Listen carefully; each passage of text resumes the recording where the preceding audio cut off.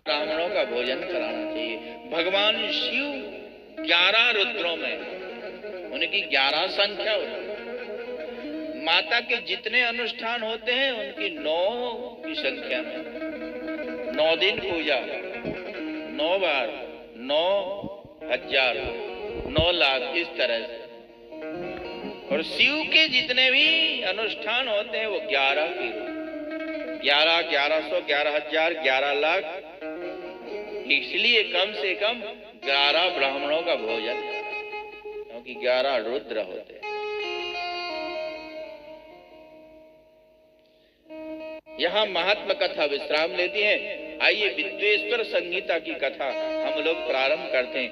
प्रयागराज में महासत्र हुआ, वहां पर शौनकादिक ऋषियों ने सूति जी के चरणों में प्रणाम किया और सूति जी से प्रार्थना किया, भगवान हमको कथा सुनाइए, हम कथा की सार सुनना चाहते हैं। कलयुग में प्राणियों का उद्धार कैसे हो। सूत जी ने कहा, धनवंत कुकर्माणो विद्यावंतो विवादिनः आख्यानोपासना धर्म भक्तारो धर्मलोपका। जो धनवान है वो कुकर्म करने वाले, धनवान होकर के सत्कर्म करना चाहिए, कुकर्म नहीं करना चाहिए। जो विद्यावान है, कलयुग के गुणों का बताया, जो विद्यावान है वो विवाद करने वाले हैं। विद्या पाकर विवाद नहीं करना चाहिए, दूसरों को ज्ञान देना चाहिए। विद्या विवादाय धनम मदाय शक्ति परेशान पर पीड़नाय ज्ञानाय दानाय च रक्षणाय साधु खलस विपरीत में तत्। सज्जन और दुर्जन के पास धन, शक्ति और विद्या आती, उसका दोनों दुरुपयोग करते हैं और सदुपयोग करते हैं। एक सदुपयोग करता है, एक दुरुपयोग करता है। सज्जन के पास विद्या आती है, उससे वह ज्ञान देता है। सज्जन के पास धन आता है, उससे दान करता है। सज्जन के पास शक्ति आती है, दूसरों की रक्षा करता है। और दुर्जन के पास ज्ञान आया तो विवाद करता है, विद्या आई तो विवाद करता है। दुर्जन के पास धन आया तो उससे मद होता है, व्यसन उत्पन्न होता है। और दुर्जन के पास शक्ति आती है तो दूसरों को दुख देता है। हम दुर्जन नहीं बने, हम सज्जन बने। शिव पुराण की बहुत बड़ी महिमा है। सारे तीर्थ में आप कहां कहां जाओगे, शिव पुराण की कथा सुन लो, सारे तीर्थों में स्नान हो गया। शिव पुराण की कथा सुन लो, सारे पुराण का श्रवण हो जाएगा। शिव पुराण की कथा सुनने मात्र से सारे मंत्रों का जप हो जाएगा। चतुर्दशी को उपवास करके शिव पुराण की कथा सुनने से बहुत पुण्य होता है। बिल्व वृक्ष के नीचे शिव पुराण की कथा सुने तो भगवान शिव प्रसन्न होते हैं, क्योंकि बिल्व वृक्ष के नीचे भगवान शिव निवास करते हैं। बिल्व मूले शिव साक्षात सदैवैश्च पूज्यते। बिल्व वृक्ष के मूल में शिव जी निवास करते हैं, इसलिए बिल्व वृक्ष जरूर लगाओ। जहां शिवालय है वहां बिल्व वृक्ष जरूर लगाओ। शिव का मंदिर है वहां समी पत्र का वृक्ष होना चाहिए, बिल्व वृक्ष का वृक्ष होना चाहिए, धतूरा का वृक्ष होना चाहिए। कम से कम इतने वृक्ष तो होना चाहिए। बिल्व वृक्ष, समी पत्र, सफेद अकोना, अर्क कहते हैं जिसको, उसका वृक्ष होना चाहिए, धतूरा का वृक्ष होना चाहिए। भगवान शिव को ये बहुत प्रिय है। शिव जी को समी पत्र प्रिय है, धतूरा का पुष्प प्रिय है, अर्क का पुष्प प्रिय है। ये जरूर लगाना चाहिए।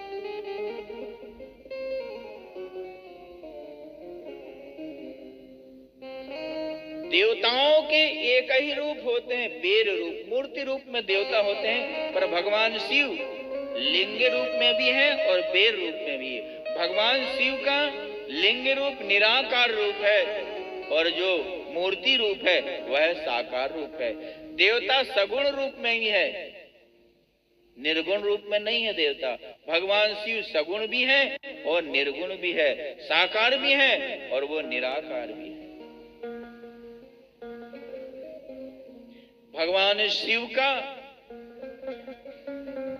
सबसे प्रथम शिवलिंग का पूजन कब से शुरू, कैसे प्रकट हुआ शिवलिंग, इसकी कथा सुनाई। एक बार ब्रह्मा जी क्षीर समुद्र पहुंचे विष्णु के पास।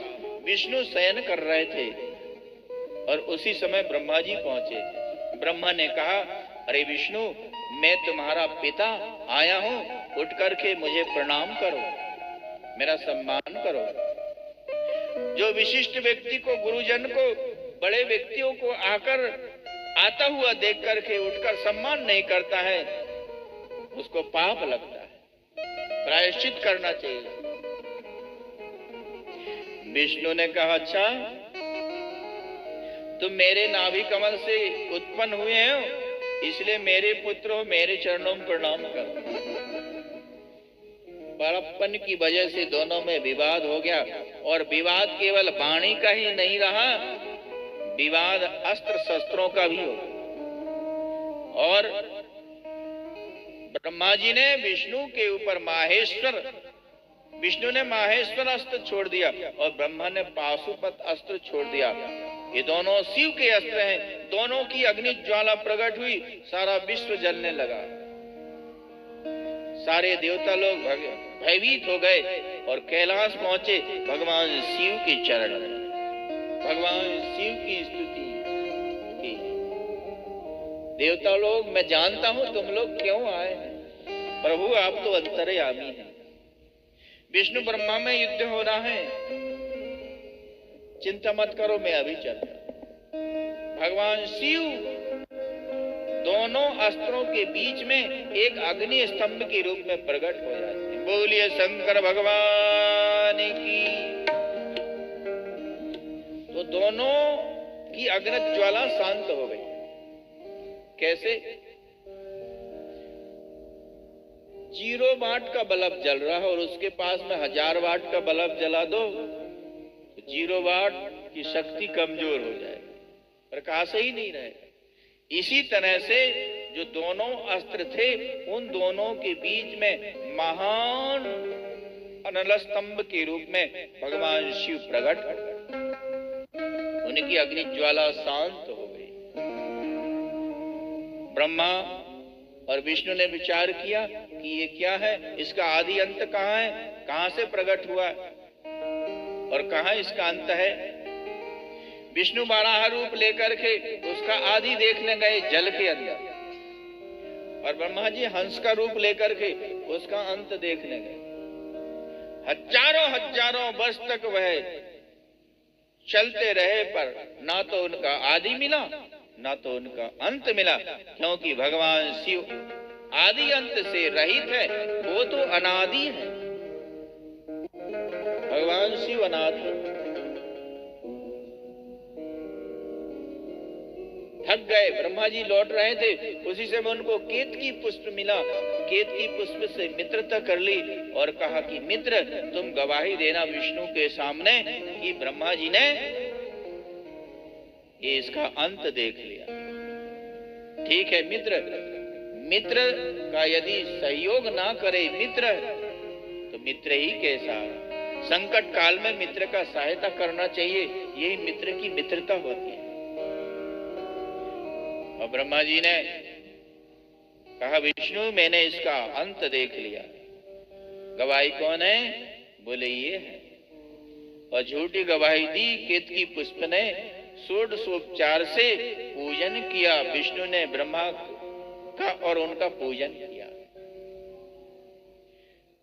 जैसे ही अधर्म होने लगा, भगवान शिव रुष्ट हो गए। कहीं अधर्म होता है, भगवान शिव उसको सहन नहीं कर पाते हैं और भगवान शिव क्रोधित हो गए और क्रोधित होकर के अपने भ्रकुटी के बीच में से भगवान शिव ने भैरव को प्रकट किया और भैरव से कहा कि अपनी खड्ग से ब्रह्मा जी का स्वागत करो। भैरव ने तलवार ली और 5वां सिर ब्रह्मा का, जिससे उन्होंने मिथ्या भाषण किया था, उसको काट दिया। पहले ब्रह्मा के 5 सिर थे, अब 4 ही बचे। ब्रह्मा कांपने लगे और भैरव के चरण पकड़ करके स्तुति करने लगे। विष्णु ने भगवान शिव की स्तुति की। शिव प्रसन्न हो गए। विष्णु, तुम्हारे अनेक मंदिर बनेंगे, अनेक नाम से तुम पूजित होंगे। ब्रह्मा को श्राप दे दिया शिव ने कि तुम्हारा कहीं भी मंदिर नहीं होगा, कहीं भी तुम्हारा पूजन नहीं होगा, केवल यज्ञ को छोड़कर। यज्ञ में ही तुम्हारे बिना यज्ञ नहीं होगा। इसलिए संसार में ब्रह्मा के पुष्कर के अलावा कहीं दूसरी जगह मंदिर ही नहीं। पुष्कर में ही ब्रह्मा का मंदिर है, क्योंकि उन्होंने तप किया था। दूसरी जगह मंदिर नहीं है। क्यों? उन्होंने पूजा कराने के लिए झूठ बोला। इसलिए ना तो झूठ बोलो, ना झूठी गवाही दो। आपका कितना ही प्रिय है, कोर्ट में केस चल रहा है, यदि कोई झूठी गवाही देने के लिए कहे तो मत दो, पाप लगता है बहुत। लोग परलोक उसके नष्ट हो जाते हैं। भगवान शिव ने केतकी को श्राप दे दिया कि तू किसी देवता के पूजन में नहीं होगा। इसलिए शिव जी के ऊपर केतकी और चंपका पुष्प नहीं चढ़ाया जाता। केतकीम चंपकम हित्वा सर्वम शिवम समर्पयेत। केतकी और चंपा का पुष्प छोड़ करके शिव जी को सभी पुष्प चढ़ाए जाते हैं। भगवान शिव जो थे अनल स्तंभ थे, वही लिंग के रूप में प्रकट हो गए।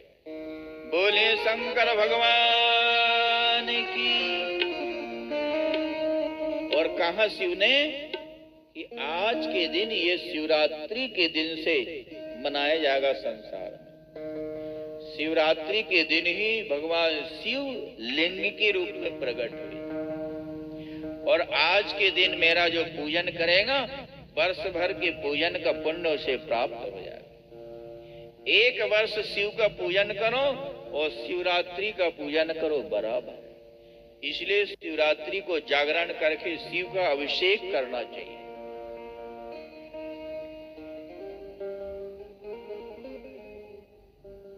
ब्रह्मा जी से कहा, यदि मैंने तुमको दंड नहीं दिया तो मेरा वेद मार्ग नष्ट हो जाएगा।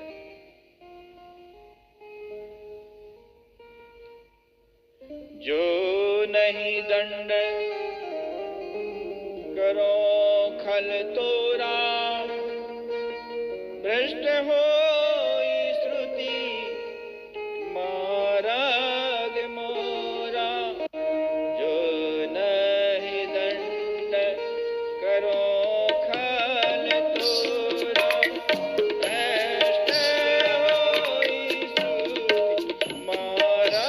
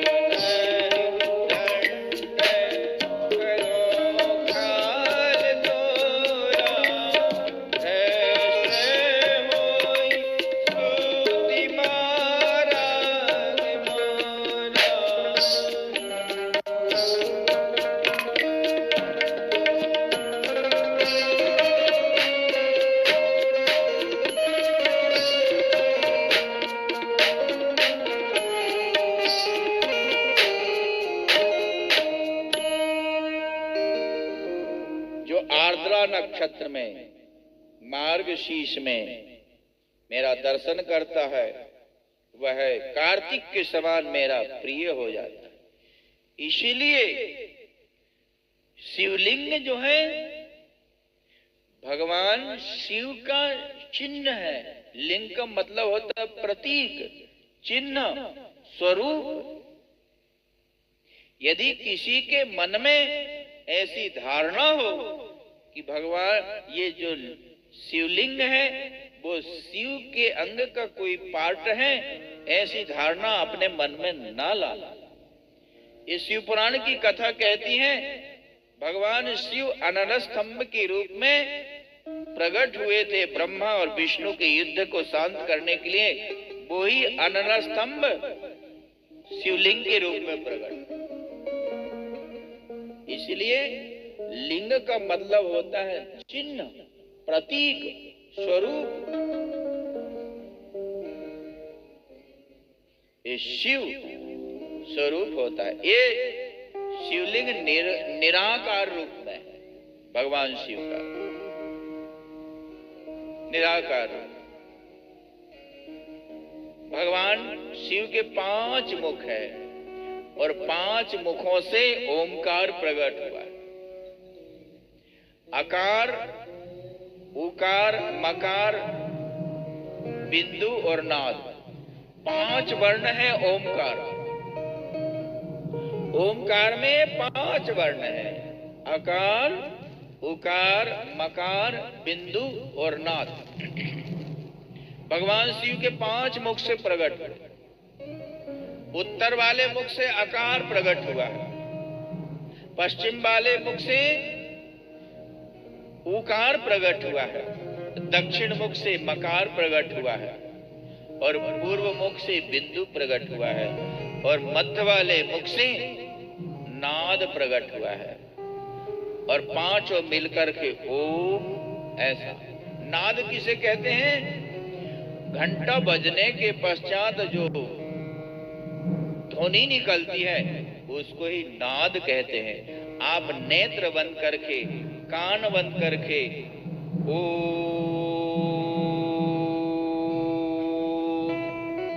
ऐसी जो ध्वनि निकलती है उसी को नाद कहते हैं। ये सभी मंत्रों का राजा है, भगवान शिव स्वरूप है। शिव चारों वेद, ऋग, यजुर्वेद, अथर्ववेद, सामवेद, चारों वेद ओमकार से ही प्रकट।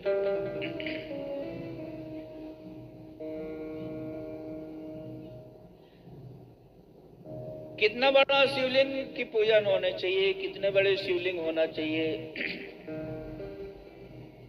कहते हैं 12 अंगुल के शिवलिंग उत्तम माने गए हैं। उससे छोटा अल्प फल होता है, इससे बड़ा उत्तम फल होता है। 2 प्रकार के शिवलिंग है, स्थावर शिवलिंग और जंगम शिवलिंग। स्थावर शिवलिंग वृक्ष है, लता है, ये पाषाण है, ये भगवान शिव का स्थावर शिवलिंग है। और जंगम शिवलिंग मनुष्य है, कीट है, पशु पक्षी, ये शिव का जंगम शिवलिंग। जंगम मतलब चलने फिरने वाले और स्थावर मतलब एक जगह रहने। एक वृक्ष में जल देना यह भी शिव जी का पूजन है। एक पक्षी को दाना चुगाना यह भी शिव जी का पूजन है। चींटी को दाना चुगाना यह भी शिव जी का पूजन है। क्यों? वे जंगम रूप में है, वे स्थावर रूप में है। तो स्वामी तुलसीदास जी ने कहा, आग जग माए सब रहिते विरागी, आग जग रहिते विरागी, प्रेम से प्रगट कोई जी आगी, प्रेम से प्रगट कोई जी।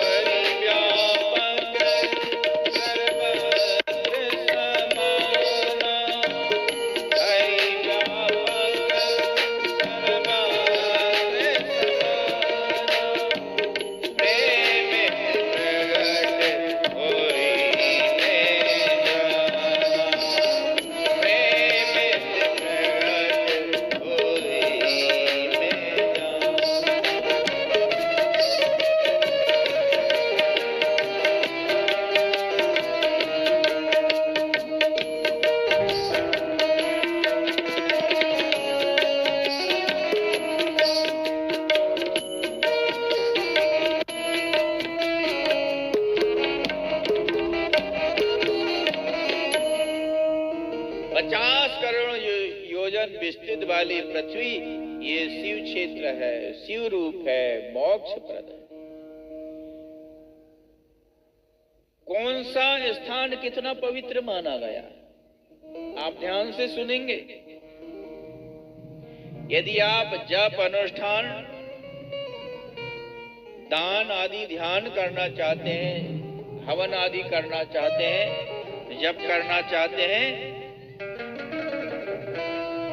घर में जप करने से समान फल होता है, उससे 10 गुना फल जहां गाय बनती है, गोष्ठ जिसको कहते हैं, वहां होता है। उससे 10 गुना फल जल के किनारे, उससे 10 गुना फल बिल्व तुलसी पीपल के वृक्ष के नीचे होता है, उससे 10 गुना फल देवालय में होता है, उससे 10 गुना फल तीर्थ में होता है, उससे 10 गुना फल नदी किनारे होता है, उससे 10 गुना फल तीर्थ नदी किनारे होता है, उससे 10 गुना फल सप्त गंगा किनारे होता है। 7 गंगा कौन सी कहलाती है? गंगा गोदावरी चैव कावेरी ताम्रपर्णिका सिंधुश्च सरयूरेव सप्त गंगा प्रकीर्तिता। गंगा गोदावरी कावेरी ताम्रपर्णिका सिंधु सरयू रेवा, मतलब रेवा नर्मदा जी, ये 7 गंगा का। तो इनके किनारे आप जब तप अनुष्ठान दान ध्यान हवन करेंगे, बहुत पुण्य होगा। इससे भी ज्यादा समुद्र के किनारे, क्योंकि सारे तीर्थ सारे नदियां समुद्र में मिलते हैं, इसलिए समुद्र में स्नान करने से सारे तीर्थों में स्नान का पुण्य प्राप्त हो जाता है। उससे भी 10 गुना फल पर्वत के शिखर में होता है। और सर्वाधिक सबसे ज्यादा कहाँ पुण्य होता है? बोले मन चंगा तो कठौती में जाता है। जहां मन प्रसन्न हो, मन शांत हो, वहीं तो पवित्र है। आपका मन कलुषित है, आप कहीं भी चले जाओ, तीर्थ में चले जाओ, आपको पुण्य नहीं मिलेगा। इसलिए पहले अपने मन को साफ करो, मन को पवित्र बनाओ, दूसरों के प्रति अच्छी भावना लाओ। मंदिर में जाते हैं, भगवान का पूजन करते हैं, बाहर आकर लोगों से द्वेष करते हैं, भगवान क्या प्रसन्न होंगे आपसे? कभी नहीं प्रसन्न होंगे, कभी प्रसन्न नहीं होंगे।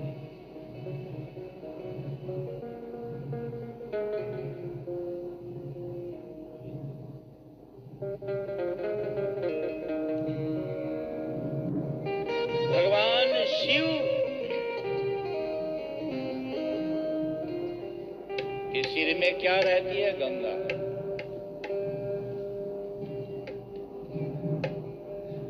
जहां भगवान शिव का लिंग विराजमान है, वहां कूप हो, नदी हो, नाले हो, वो साक्षात शिव गंगा कहलाती है, शिव गंगा कहलाती है। इसलिए उस कुएं का पानी भी गंगा के समान है, यदि शिव मंदिर के पास में हवन।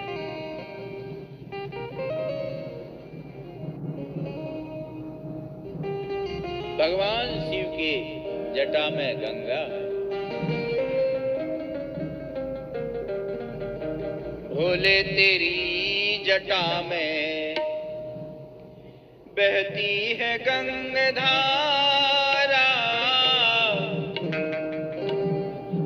काली घटा के अंदर जिमिदामिनी पुजारा, भोले तेरी जटा